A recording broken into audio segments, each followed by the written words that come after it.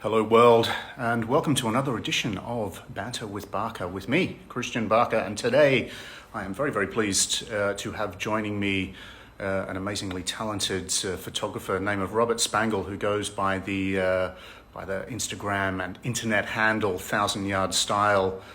Robert's a remarkable guy, kind of a new incarnation of the old warrior, poet, philosopher. This very moment. Very pleased to have him aboard. Here he is, the man himself. Hello, Robert. How are you doing? Mr. Christian, how are you? I'm still lining this thing up, so give me a No second worries. here. Yeah, well, I'm sure Okay. you want to be particular about your framing, getting it right. Yeah. Well, you're on an iPad right now, so I sort of feel like my grandpa. Okay. Like, oh, how does this work? What do the buttons do? You know? I hope you're not casting aspersions upon my my elderly age and appearance. No, not at all. This is my grandfather is actually probably more tech savvy than I am. Yeah. He's had an Yeah. iPad for like 6 years, and I just got one when this Okay. whole pandemic thing started, so I'm still figuring it out. They So it's sort call of the reverse for me. my dad is quite the tech fiend himself, so yeah, I understand that. But look, how's it been going? Obviously, I've been keeping a track of the reportage that you've been doing from the protests that have been happening in Los Angeles, your hometown. Right. How are things going now? I mean, it's been with the exception of the last few weeks, the last 3 months has been really slow. Mm. Really unusual for me. I mean, it's the longest I've been in one place since I was 17. Yeah. By months. I mean, by months and months and months. And then the protest, covering the protest was like a solid week of my life. That was very go, go, go, go, go, go, go. I haven't had that pace of work where you're, editing all night and then waking up in the morning, finishing edits, whatever, and then going back out and just doing that back to back to back for like a week straight. I think the first day of the protest, I don't think anyone really realized the magnitude of it. There had been protests. I think a lot of people have forgotten that a week before that, there had been protests in almost every state in the country that were on the conservative side, and it was like older retired folks with like signs and their internet conspiracy theories, right? And nothing came of it. There was nothing really came of it. They were pretty small. So the first day of the protest, no one really. I mean, I didn't expect anything larger than what I saw. The first night I went out, it was like 20 people, and I wasn't there for very long. And then come Saturday, I think across LA trailed some parts of the country by about a day, but it was still pretty severe here by Saturday. By Saturday, it was like a full-blown protests of several thousand people in probably 5 or 6 different parts of the country, which got pretty kinetic. There was some cop cars that got burnt. There was a lot of looting that went on the backside of it and rioting, which I didn't really see coming from Friday night. And then that went on, for multiple days. So that was a really exciting and kind of unprecedented week. But the week after that the week and a half, 10 days, whatever it's been after that has been quiet. It's been a lot of editing and kind of my brain catching up to everything I saw the week before, which was a lot. I mean, incredible scenes, and I think you really brought something different to your coverage of that. In that, as I've sort of mentioned to you in a couple of comments and messages that I've sent you, I think despite the disturbing nature of sort of what's going on, you managed to bring some sort of beauty to that chaos, and part of that is just LA is palm trees and blue skies and all of that sort of stuff. Right. But Were you surprised by being able to, bring out that, beauty in chaos? Sorry about that interruption for a second. No worries. Got you back. Yes and no. I mean, I haven't been. I've only covered one violent protest before, and it went so wrong so quickly that barely any photos came out of it, and I was basically just happy to have been dragged out alive. A vast majority of the photography that I do is very different, and it's not political, and it's not.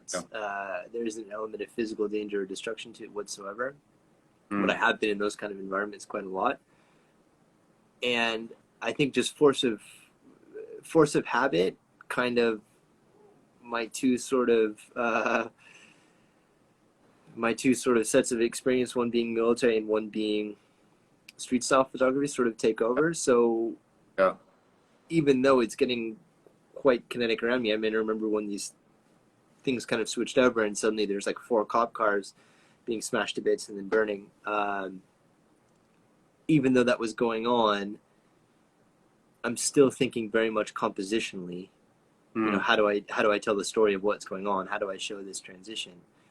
Which is very much a street style or documentary way of approaching a scene, right? Like, you don't know how much time you have, so you're working to compose as quickly as possible, make things as dynamic as possible.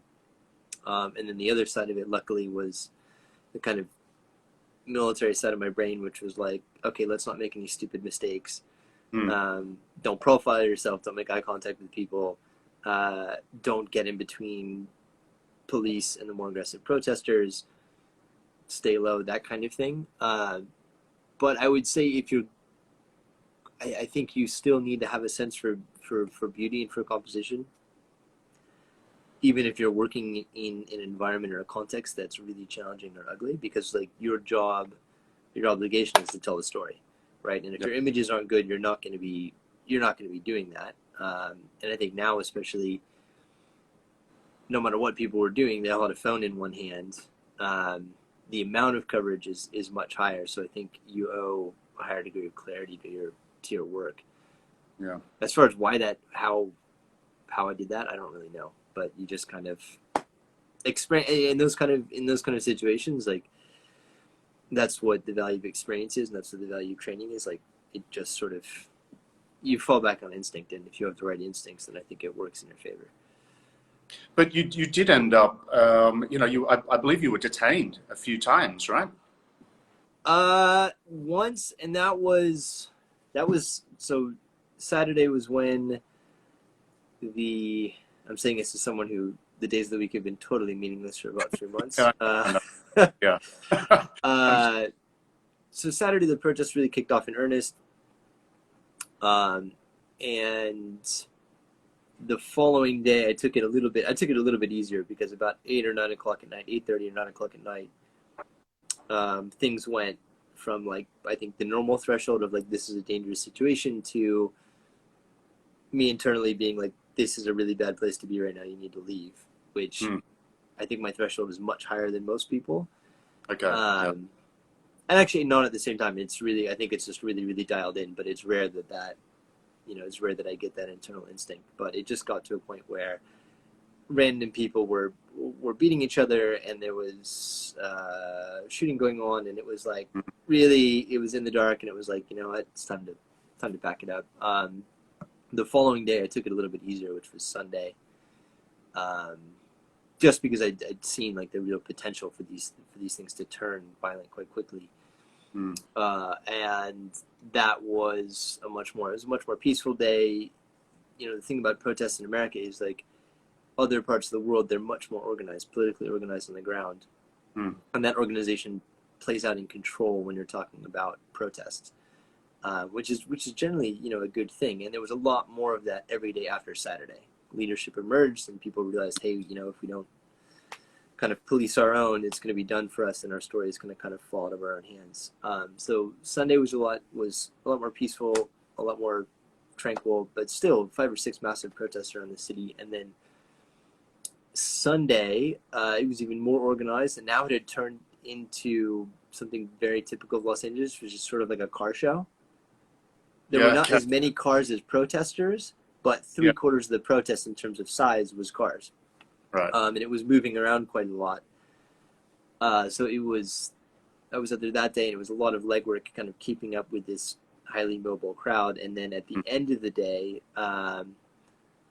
right as this emergency curfew was enacted, the crowd decided to disperse, and it was something where people sat down and talked to each other and like, hey, we've protested, it's time to leave before people get arrested for breaking curfew. So everyone dispersed. I followed some of the stragglers, and then there was a kind of police snare that was set up in an alley, which I got caught in. I mean, they say detained, but I was in a sheriff bus for like 8 hours and was allowed to go home at about 2 a.m. from 8 a.m. So, But yeah. they were. You're a journalist reporting on the photographic journalist reporting on the event, right? Doesn't this go against the whole freedom of the press? Right, I think there's something in the bill of Rights about that. Yeah, and I mean, I was on assignment for 2 magazines, and I have my press credentials with me, and it was just a case where like they did a sweep and they arrested everyone on the block. I mean, they were pulling people out of their cars. There was a guy a little bit down the street from me who was arrested for coming outside of his house because he wanted to know what was going on, which I think is pretty normal. Anyway, it's one of those cases where it's like, the boss says arrest everyone, everyone gets arrested, and I'm going to have my day in court, and it's all going to get dismissed, I'm sure. But Of course, that was definitely a breach of freedom of the press, and it was also very much against the exact verbiage of the emergency curfew, which had a specific clause that said, if you're a member, a credentialed member of the press, and you're assembling for your work, like that's okay. And I don't think this was something. At the same time, I don't think this is something that was like deliberately criminal. But LA County sheriffs are dealing with something that they haven't dealt with in almost 30 years, and I'm pretty sure the guy who arrested me like knew it wasn't the right thing to do, but wasn't in a position to tell his boss, what the ACLU or whoever was going to think about it. So, yeah, that was the situation. It was pretty, it was pretty amicable overall. I wasn't treated badly. I wasn't sworn at. I wasn't put in a painful, detention position. That it wasn't ever like that. It was very, very hands-offish. They were really polite and respectful about it, but it was still a kind of a disturbing situation to be in. Definitely, and it just seems to me that this whole positioning of the media as quote unquote enemies of the people is really detracting from the fact that I often I hesitate to describe myself as a journalist because it's rare that I've put myself in danger, apart from occasionally hooning around Italy in a Maserati or something like that. Right. Bring the truth to the people, but going out and doing what you were doing and what so many other journalists and photographers and videographers, etc., have been doing to try to show what's going on to the general public. That's a public service, and it is, as you say, protected by the Constitution of your country. I'm Australian, I know that. Right, and it's also it's more or less. It's more or less an international right as well. There's a line. You can't interfere with police. You need to respect the wishes of the police in terms of where you're standing and where you're working, et cetera, et cetera. But you're sort of meant to be an objective witness to the world. We're in a strange time where the validity of press has been undermined by the government, which is definitely not a good thing. And we're also in an even more unexpected time in that we get the fire hose of information constantly. And I think a lot of people would make the argument that with so many people out there with cell phones, and this is anything, this is menswear, this is tailoring, this is fashion, this is geopolitics or international conflicts, with so many people out there with the ability to document, why do we really need journalists anymore? Isn't everyone with a cell phone a journalist? And I think this protest in particular, the last few weeks, have really proven now more than ever we absolutely need professionally trained, very, very objective journalists who can work with a really, really high level of integrity, because we've seen the damage now that images or video without context, or with biased context, or with misleading facts or partial facts can do. I mean, it can. We've literally seen it cost people their lives. Yeah. So I think now more than ever, it's really, really, really important, and it's perhaps not being fought for enough. And I think that line of importance and the value of objectivity doesn't. I mean, it's very easy to say, okay, it's really important in a political realm or a the realm of political unrest, but it's really important across the line. It's important in fashion because there are huge questions of integrity there. It's kind of important everywhere, or I'm not going to say kind of. It's important everywhere. Absolutely. But it's also a time where I think it needs to be reproven and considered again. Yeah. Yeah. Now, look, for those who are just joining the conversation or who may not know your background, so Robert is a former U.S.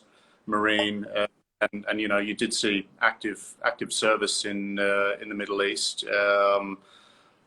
So you probably have a higher threshold to threat, and those natural nerves that come to most of us, where we'd be losing control of bodily functions, etc. in some of these situations that you might have seen. What was one of my friend Andrew was just asking the question: were there any moments when you were actually frightened and physically afraid for your well-being when you were covering the protests, or the looting that goes on? And I think we need to separate that, because it does seem to me to have been quite an opportunistic thing. That was the violence and looting. It wasn't necessarily those who were out there to make a point. But was there any point where you were feeling visceral terror? I mean, there's definitely a point of fear where you just completely have an out of body experience, and you're running like totally on instinct. And I wasn't quite there. I think going into this, I was a lot more afraid than anyone else there. Just because I've been in violent protests overseas and went in there with really zero planning and a really naive idea of what that looked like, and I got the shit kicked out of me. Yeah. Very, very, very quickly, and had a bunch of equipment damaged, and it was a really, really bad night. But it made me realize how dangerous those situations can be. And then I think a lot of my work, where I focused on men who choose kind of lives of conflict, so bullfighters, cultural historical fighters, martial artists, Peshmerga guys, like military guys, special forces guys, what have you. They are, these are men who are capable of violence, and they work in organizations that are trained for violence, but their training is really about control. How they can function as a group with a huge measure of control, how they can function as individuals with a huge measure of control. And what I've often seen in life is the most dangerous point, the most dangerous opportunity for violence, is when you have a lot of people who are scared and are not trained in violence, and there's violence going on, or there's dangerous circumstances, because the sort of accelerants of fear and the pressure of a group are really, really, really dangerous. I mean, it makes people really irrational. It makes people capable of things that they wouldn't normally, and honestly, it takes the better angels out of most people. And it's really human instinct. Like, we're really, really hardwired to be social. And this goes on both sides of things. This is, protesters can very quickly get like this, especially in the United States, because they're not used to protest. We don't do it very often in the United States. They're not politically organized. There's not necessarily a set of rules when they're going out there and what's done and what isn't done. And it also goes for the police. I mean, you're dealing with police officers who don't deal with civil unrest. The protests are certainly leveled in their directions, and they're afraid.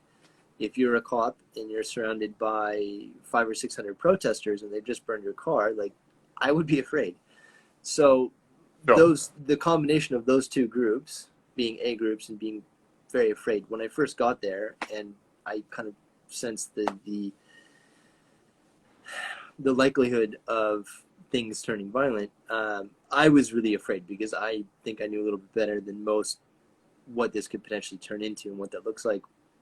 When that actually happened, I think I was a lot less afraid than other people because I kind of understood what it was to be in that sort of situation. And then it just came down to sort of, thinking tactically, like, don't stand out. I had a buddy of mine who was shot 3 times with rubber bullets, and it was like, he's a photographer, he's a good photographer, but he's climbing on top of like cars and stuff to get the shot. And military mindset, I'm like, never silhouette yourself, never stick out, don't get closer than you need to, and don't get in between the two forces ever because you don't know what's going to happen. So I'd say after things kind of turned violent, it was sort of not normal for me, but I was a little bit less afraid because I kind of understood the situation I was in. I was a little bit worried about what protesters would think of a photographer. And it turns out that was sort of unnecessary. I had a couple people ask me who I was taking photos for. And the thing that surprised me was most of the protesters were like, when they heard that I was working for a publication, were really happy. And they said, hey, take my picture. And it was interesting to see. That's normally a reaction I get in street style doing fashion weeks, but this was a case where I felt like a lot of subjects, they wanted people to know that this was normal people protesting. They wanted people to know, they wanted to put a face to the protest, which was surprising and reassuring. I had a lot of people when the looting started, not a lot, I would say about 3 people who were not looting, asked me not to photograph looters, which was sort of like, okay, am I going to get into a ethical debate in the middle of a violent protest? Probably not. I'm obliged to tell the truth, and I'm obliged to photograph everything that happens. So I'm not going to deliberately identify someone, but I'm also not going to go out of my way not to. But even that dialogue was kind of reassuring, and I didn't feel like that was ever going to turn over to violence. As far as interactions with the police, I was really, I'm kind of a little bit more aware of the mindset they come from, and I was really just aware of like identifying myself and like asking, hey, can I stand here? Hi, I'm with the press, show them their badge, so you're not freaking anyone out, not going around corners too quickly. But I think the point where I decided to check out for the evening was about 8:30, where I saw, and this was inexplicable to me, but I'd seen a bunch of looting going on and they were burning the stores afterwards. And I was kind of making my way towards my car, and I saw basically like a small traffic argument. And I think one party wasn't involved in the protest at all. They were just driving by, and the opposing party, like just got out of his car, smashed in his windshield, started hitting the guy with a baseball bat. And I was just like, okay, this is like, time to go. Yeah, it's in the dark, and there's very few photos left for me to take. And this has just evolved to a point where it's like random violence. So I rounded a corner, and the cops hit someone at gunpoint who was, I guess, looting or inside a store or something. And I was like, yeah, it's time to go. And that was based on the experience too. I was definitely very afraid, but I was aware, hey, like things get worse at night. This is turning this is nothing to do with politics anymore. This is just a really bad place to be. So like time to leave. Time to head back to Malibu and And I would, and after that I took it the following 5 days, like I took it really easy. I was a good standoff distance. I would go and talk to police officers before I went into an area and took photos. I'd stayed, ahead of the protest, but not inside of the protest anymore. So after that, I was like, okay, this can get, really volatile really quickly. Time to have little distance, Well, going back to that, and you mentioned the word distance, and given that your handle is 1,000 yard style, and that I've observed your technique many times in the men's sartorial trenches of Well, in another world, we'd be there right now, at Paris, which is a different thing altogether. But I've seen you sometimes make your subject, and this is for street style photography, make your subject very aware that, okay, I'm going to take your photograph now, so I'd like to see you do whatever. But then often, I think you'll shoot from a great distance, or from a position where it's more of a candid, kind of commando paparazzi sort of approach, where they don't know that they're being photographed. So I'm curious how you make that choice between those two very different approaches, and what the different result is when you're capturing someone just moving through the environment unawares that they're being photographed, or whether or when they can see you in front of them and they know they're being shot. Right. It's sort of situational. I think when I first picked up a camera, there was a year where every single person I photographed, I stopped them and asked them, hey, can I take your photo? It took like a long time, but that wasn't how I wanted to take photos. I just wanted to take photos. I thought people were at their best when they were unawares.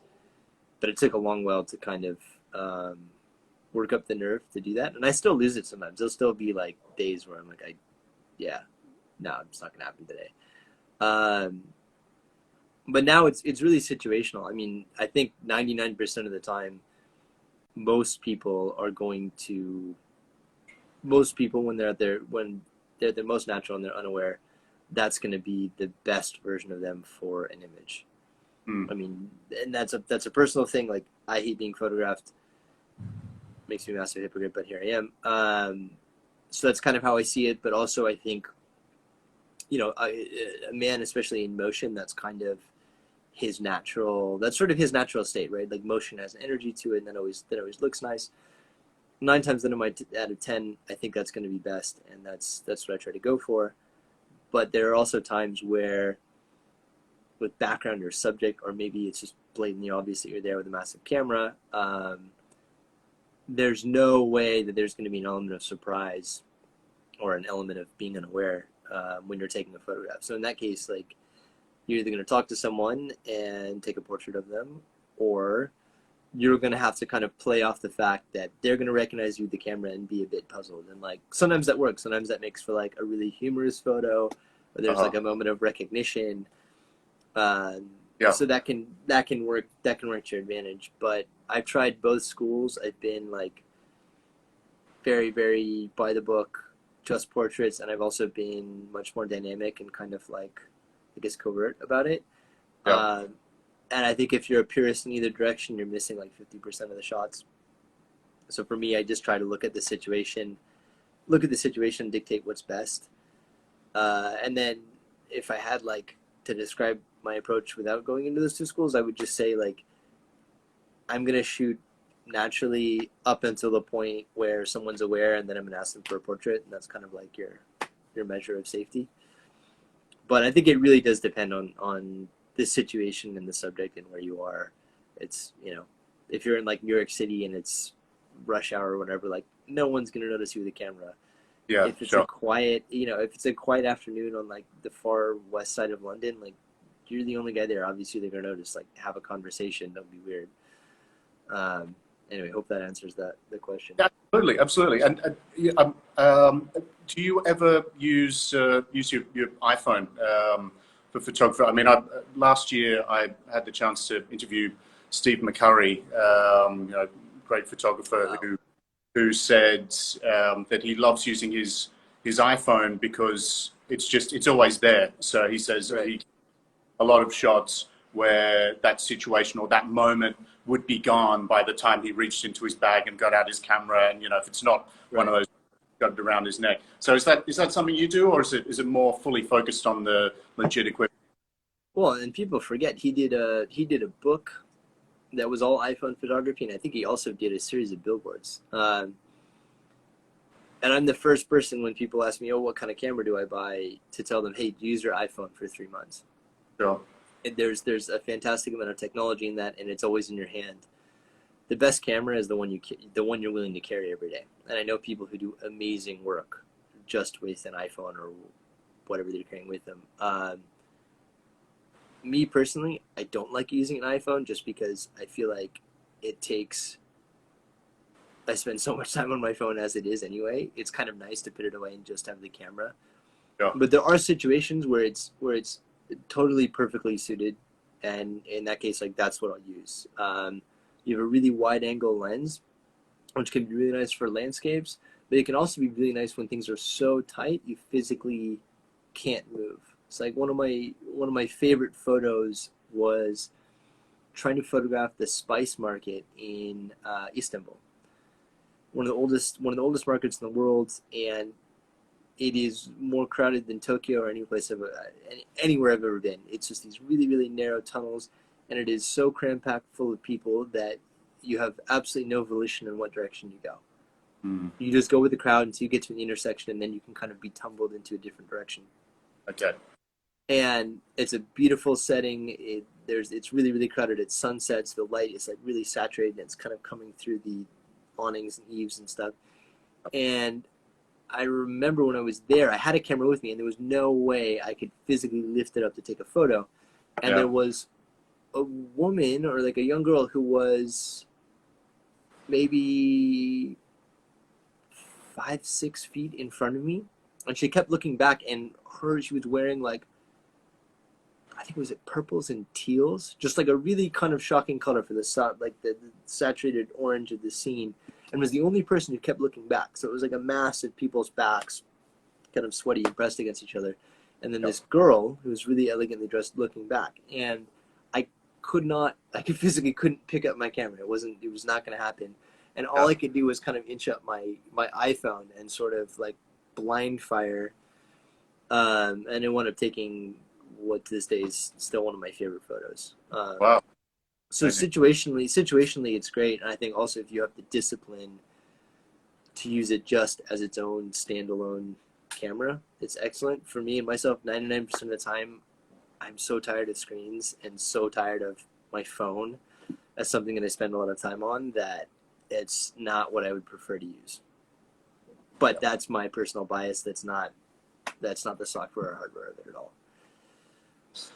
You've just mentioned, that this girl caught your eye because she was beautifully dressed, and obviously with so much of what you do as an occupation, shooting a lot of street style and style photography for magazines like GQ and The Rake and so forth. Having an eye for style is a huge part of what you do. Do you think, I think a lot of people don't necessarily realize that the challenge of being a great street style photographer for that sort of material is that you don't only need to have that, be a great photographer and have a great eye for composition and everything else, but you do have to have great taste in clothing. There are some of the street style photographers out there who are constantly photographing people who are atrociously dressed, and I right.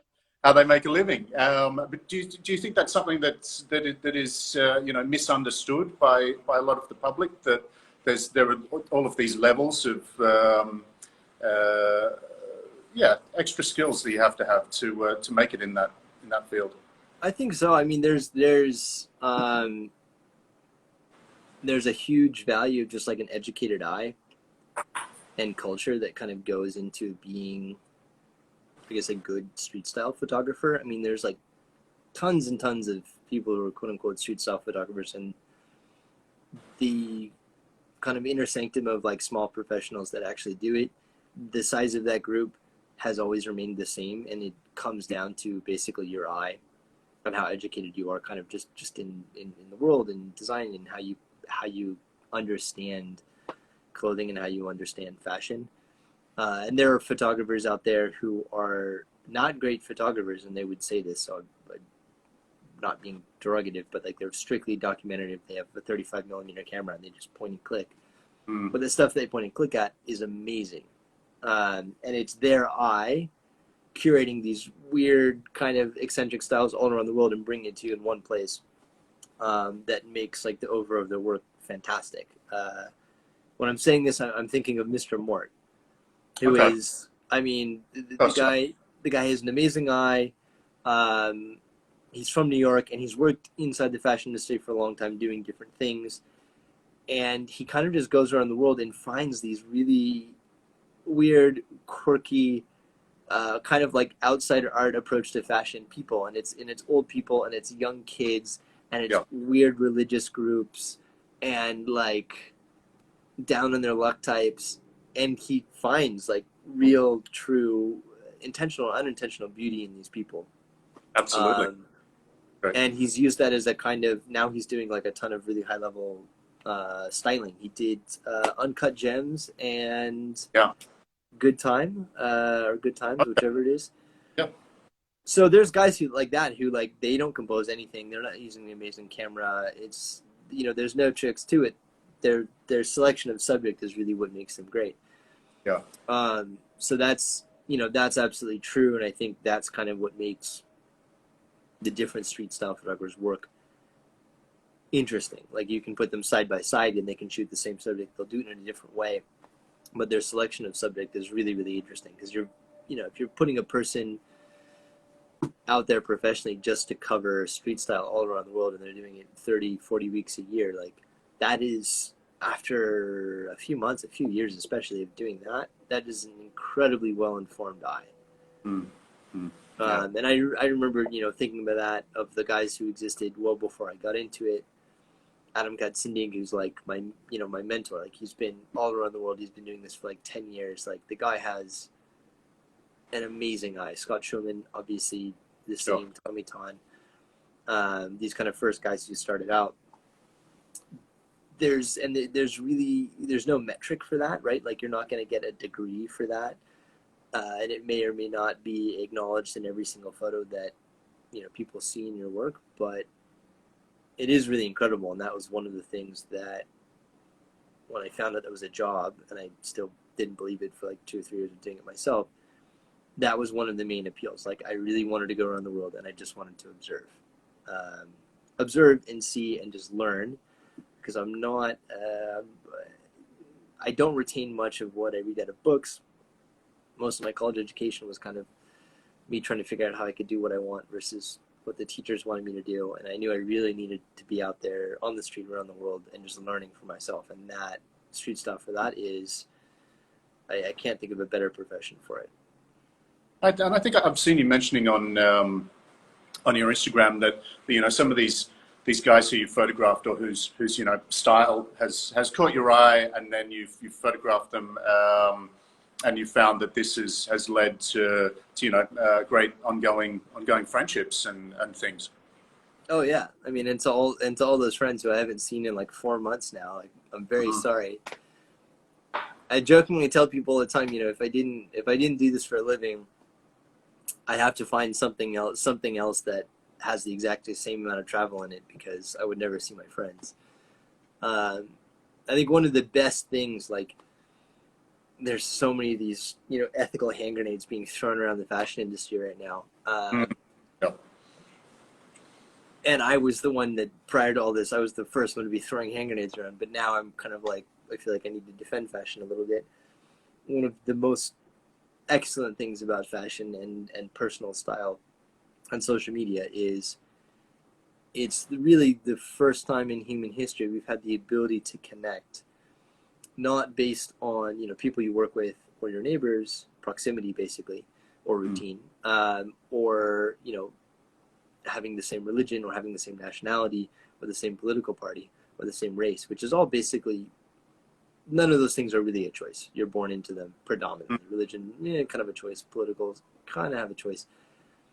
But one of the amazing things I see in fashion, and this is not just particular to my work, but I think fashion becoming a really global thing, is that people can now make connections purely based off of their personal values and their personal passions.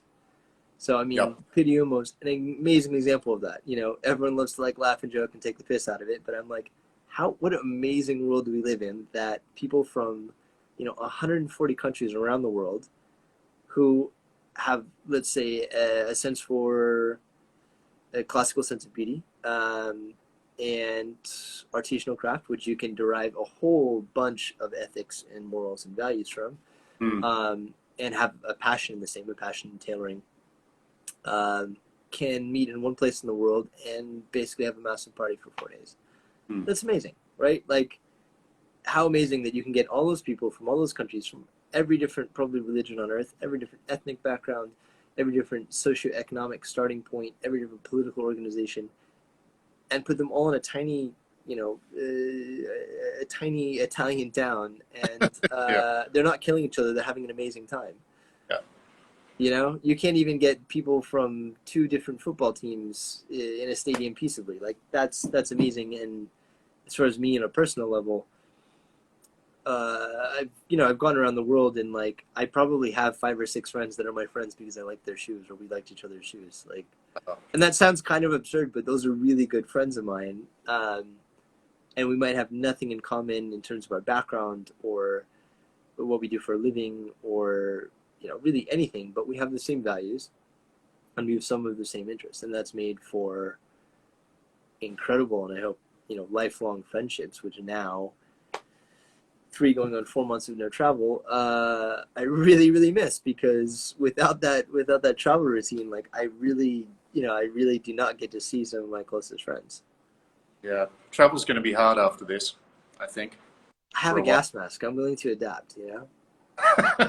Well, I don't think it's that, but I was looking at my friend Maria Schollenberger, who's the travel editor for How to Spend It, has just left the United States, gone to where she was staying with had to stay with her parents for a couple of months, and then traveled over to the UK and has just gone to Rome, and she sort of documented some of her travel experiences, getting through virtually empty airports where there's no one Right. traveling through, and it seems even with very few people there, it's a task. I think in her words Right. were, traveling from now on is going to kind of suck. Right. So I think getting on planes and things is going to be tricky. But look, maybe this leads to more road trips and train trips and Right. kind of thing. I don't know. Well, and I'm all about train trips. Like, it blows my Yeah. mind. The United States of America, you cannot take. I mean, California, you can't take a train across the state.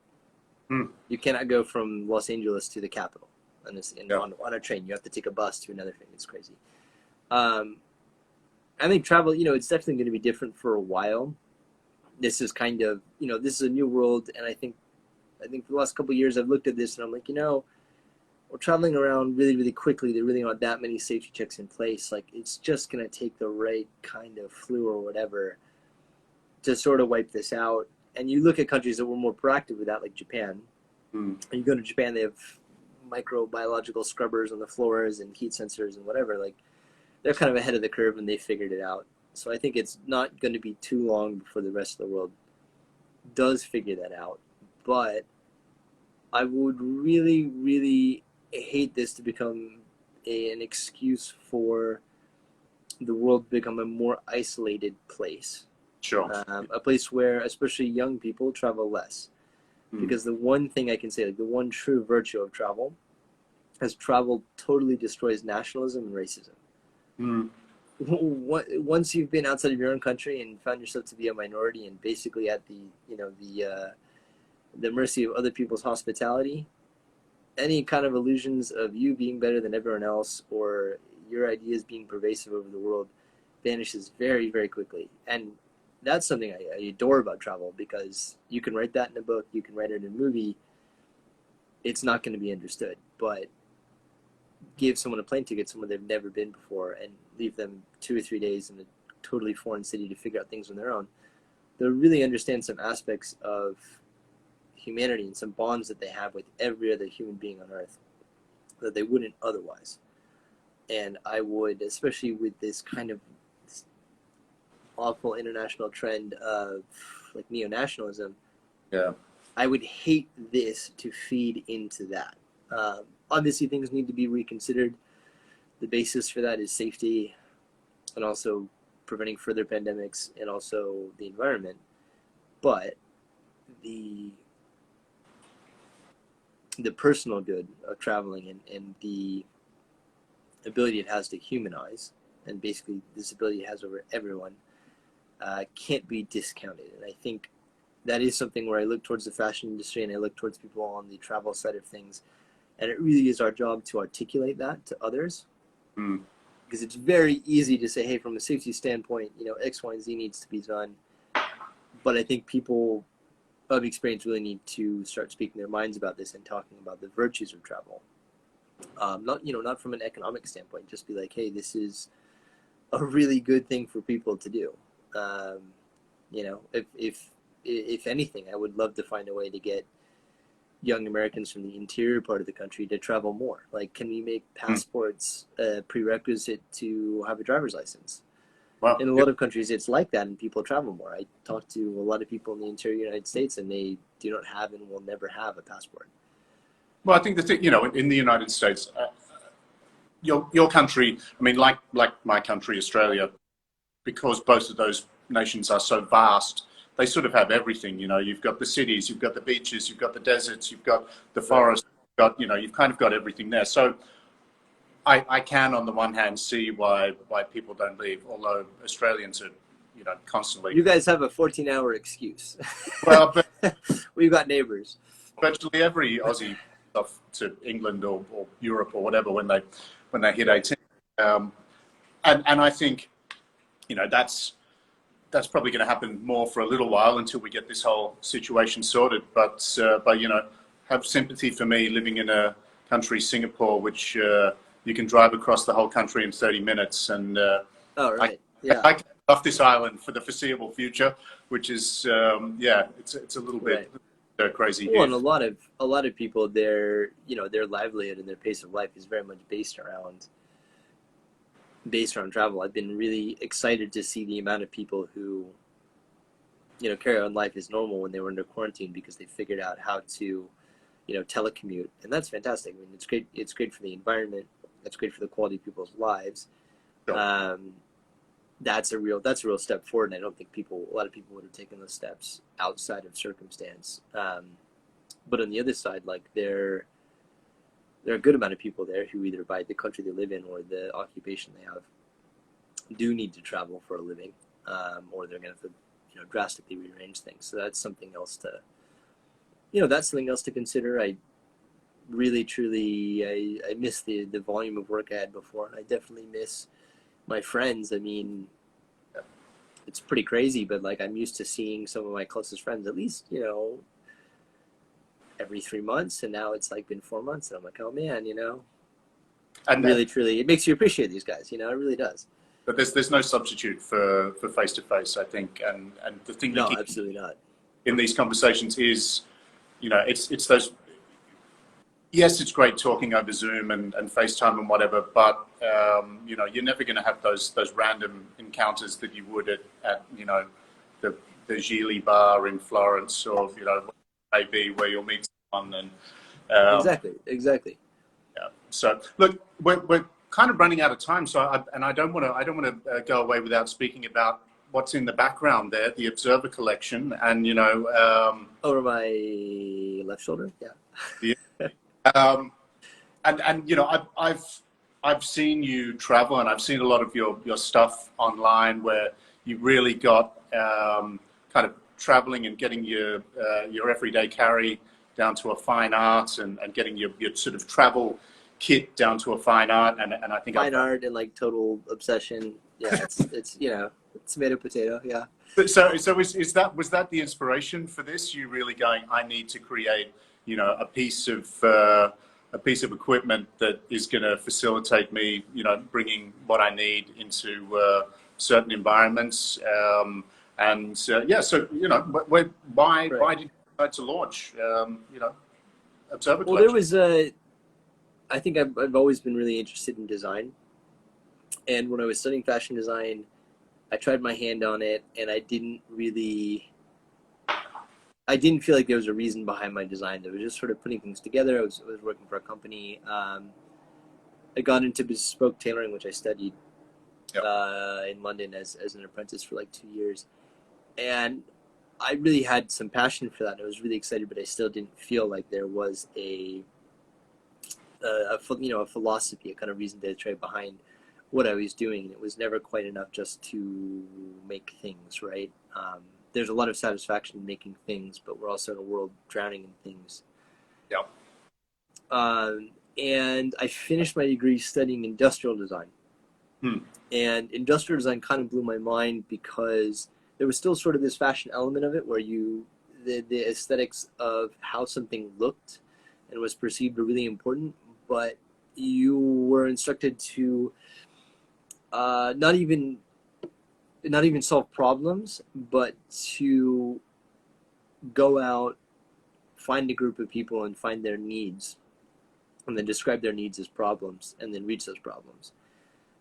So in the short answer, that kind of led to me like making things for myself, but I was kind of looking left and right to my peers, a lot of other photographers, creatives, constant travelers, and I was looking around and I was like, the most creative, successful, constantly working people I know are traveling all of the time.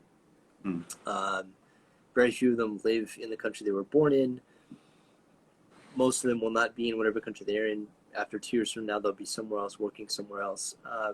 There's a kind of existential crisis that starts with that. Like when you're traveling 30 or 40 weeks a year, there's sort of this kind of panicked feeling of homesickness that comes over you sometimes. And you just feel sort of rootless, no matter how professional you are about it, no matter, what 5-star place you're staying in, like you do that for enough weeks, you kind of start to lose your marbles a little bit. And I realized organization was becoming something that I was sort of obsessing over because it made me feel better about the way I was living. And the way I was living was very much designed around the way I thought I wanted to live. So when I looked at Observer, it was like, okay, I don't want to solve necessarily physical problems here, but what does this group of users actually need? How can I give them the feeling of home? And the answer they came to was essentially ritual. So designing objects that have inherent rituals to them. So they found that ritual, the farther you get away from a concrete home, the more ritualistic you find people. So the most ritualistic people you find on Earth are actual nomads, as they still exist in very, very small groups around the world. So a return to ritual, but not going like the burning sage shaman route, going instead kind of what I knew from the military, which was proficiency and efficiency. So that's where the designs came out of. I've been working on that pretty steadily for the last 2 years, and then I've had this nice, totally unplanned 4 months almost completely off of photography. So I've been designing like a madman, 6 a.m. till 10 p.m. every single night. Got about 8 different designs that in theory should be ready in the next few weeks, which I'm really excited about. And I'm very excited whenever planes start again that I can get out on the road myself and test. But it's also there's been 2 kind of parts of it that have kept me at it, because it's really to do something like this on your own without any funding, without any investors, when you're working as a photographer, which is very like up and down financially as it is. Sure. It's been really gratifying to see what other people do with the designs. Like I've run into people who I don't know at all who recognize me by one of the designs that I'm wearing. It's also been really gratifying to see pictures of people that I don't know and have never met wearing something I've designed in a way that I had never conceived, and seeing people kind of like pick up the ball and run with it. That's really, really gratifying, and just seeing the amount of countries these designs go to. Yeah. And then the other element of it is like I have a kind of obsession with being efficient and totally self-reliant, and like it's really nice to be out on the road, out working, and just be like, oh, my life is actually easier now because of something that I've designed. Like there's an efficiency out of that. And probably the last part is like,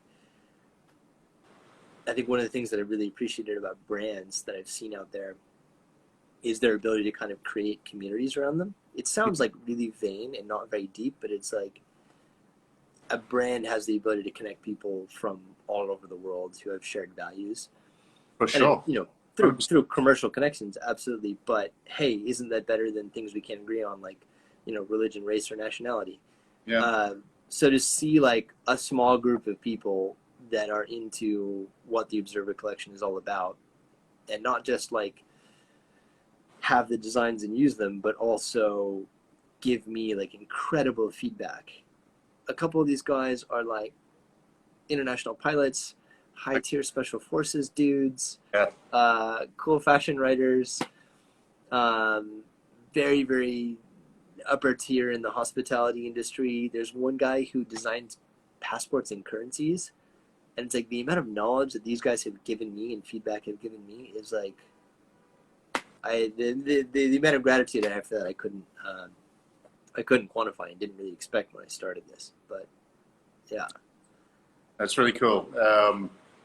Yeah, it's been depressing for me. I, like you, have got sort of a go bag of various things that are just kind of ready to go. You take I remember yours. Go bag where so I could call you and say, I've got an assignment for you. You got to get on a plane in 2 hours, and you'd be like, I'm out of here. Right. I don't take it to quite that level, but I have literally. So I was looking the other day, and the go bag stuff has got a skin of dust on it now after several months of literally gathering dust. So yeah, I know how you feel. I can't wait to stick that back in the bag and hop on a plane. I know. Well, mine are now packed like optimistically. I unpacked them for 3 months, and now they're packed like it's going to happen, right? You just got to manifest it, Yeah. Okay. Yeah. Well, I don't know. You can always throw it in the back of the car and go somewhere in the. Also true. Northern California. That is right. Or the open road. It's open. It's open. Absolutely. Robert, it's been a great pleasure speaking with you today, and thank you so much for your time. You're receding into darkness and starting to look that's the sunset, like slowly. Well, and I'm sitting here figuring out. storming and lightning and thunder here for the last 4 hours, which I suppose it never rains in Southern California as we just send it all your way. Okay, well, thank you. No, the government just allowed us to go back in the swimming pool, and on that very day, the weather turned into storms and lightning storms, so you can't. So yeah, but look, it's been wonderful speaking with you, and I can't wait to catch up and have a Manhattan with you, in whether that be in Manhattan, Firenze, or Timbuktu. Looking forward to it. As long as it's cold and strong, I'll take just about any place. Thanks for having me, man. Nice one, man. And thank you, everyone, for joining us. Much appreciated. Tune in next time for more banter with Barker. Thank you, Robert. All right, buddy. Peace. Cheers. See ya.